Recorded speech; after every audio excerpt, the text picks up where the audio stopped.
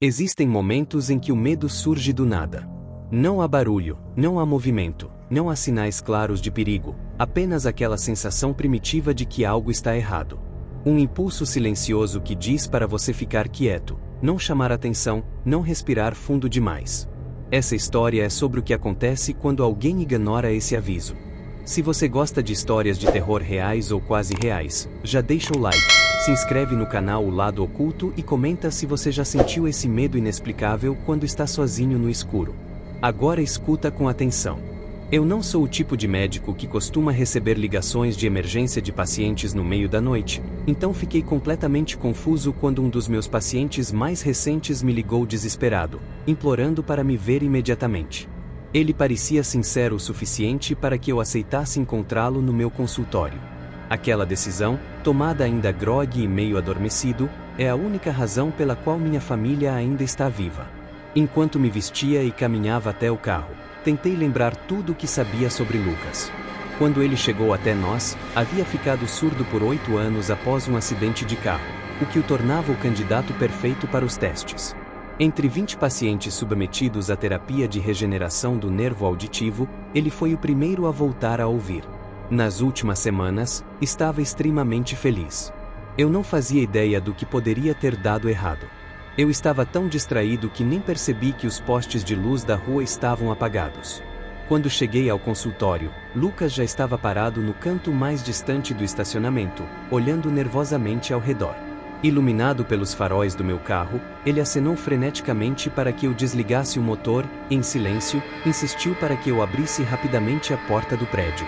Preocupado, mas sem nunca tê-lo visto violento ou sob efeito de drogas, destranquei a porta. Ele passou por mim com força, quase me derrubando, e se posicionou atrás da parede de vidro, observando a escuridão do lado de fora. Perguntei se ele estava em perigo e sugeri chamar a polícia.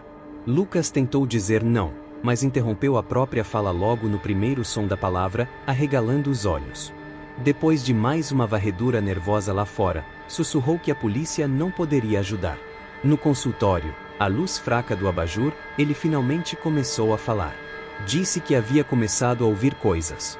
Sons que não deveriam existir. No começo, um ruído constante durante o dia, como um coral de assobios.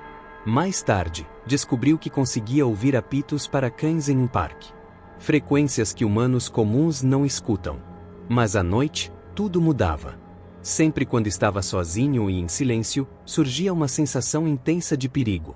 Então ele começava a ouvir um som abafado, como algo se movendo, deslizando, nadando. No início parecia distante, mas se aproximava sempre que ele fazia algum barulho. Lucas tinha certeza de que aquilo reagia a ele, como predadores procurando presas.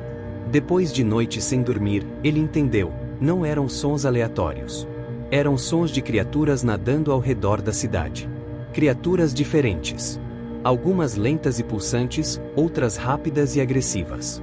E quando ele finalmente dormia, os sonhos se transformavam em gritos e chamados que nenhuma mente humana deveria ouvir. Quando perguntei onde estaria o oceano, Lucas me encarou com um olhar tomado por algo que não era apenas medo.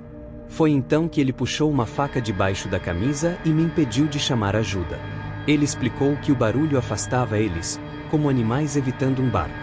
Por isso deixava a TV ligada, ia a shows, buscava qualquer ruído possível. Mas agora havia um problema. A energia havia acabado em toda a cidade. Não havia música. Não havia som. Eles estavam livres. Tentei convencê-lo de que era apenas sua audição extrema, talvez ouvindo organismos microscópicos dentro do ouvido. Algo inofensivo. Por um momento, ele acreditou. A faca abaixou. Para provar, pedi que gritasse. Que fizesse barulho. Que expulsasse o medo. Relutante, ele gritou. Depois gritou mais alto. Até que, no auge do som, algo respondeu. Não houve fogo. Apenas uma implosão brutal. O chão e o teto se esmagaram. Vidro, concreto e madeira voaram pelo ar. Lucas desapareceu em um instante. Não havia sangue.